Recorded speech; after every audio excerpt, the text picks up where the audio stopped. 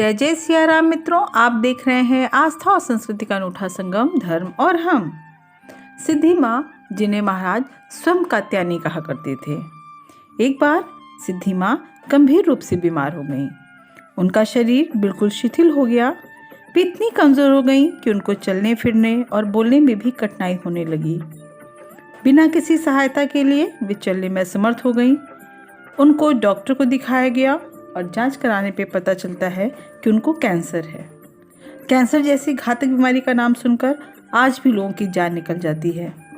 फिर भी सिद्धि माँ अपनी सारी क्रियाएं शांत मन से करती रहीं।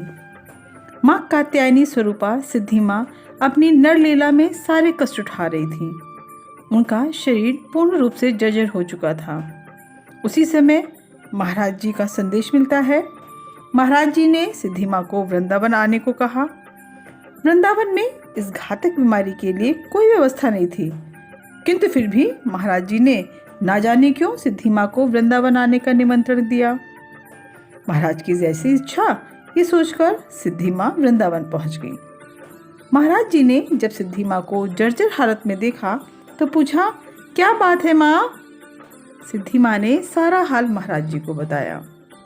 उस समय महाराज जी भोजन कर रहे थे और सिद्धि माँ उनके सामने ही बैठी हुई थी।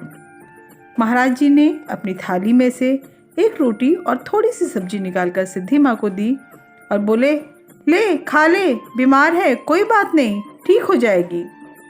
सिद्धि माँ ने वो प्रसाद रूपी सब्जी और रोटी हाथ पर रखकर ही खा ली। उस रोटी और सब्जी के खाने के बाद से ही सिद्धि माँ में इतनी शक्ति आ गई कि वे चंद दिनों बाद ही नंदगांव, बरसाना, गोकुल और गोवर्धन सारे तीर्थ अकेले ही कर पाईं। क्या चमत्कार था ये! कैंसर जैसा भयावह रोग से ग्रस्त सिद्धि माँ, जिनका शरीर जर्जर हालत में था, महाराज की एक जूठी रोटी खाने से पूरे वृंदावन का भ्रमण कर आई थी।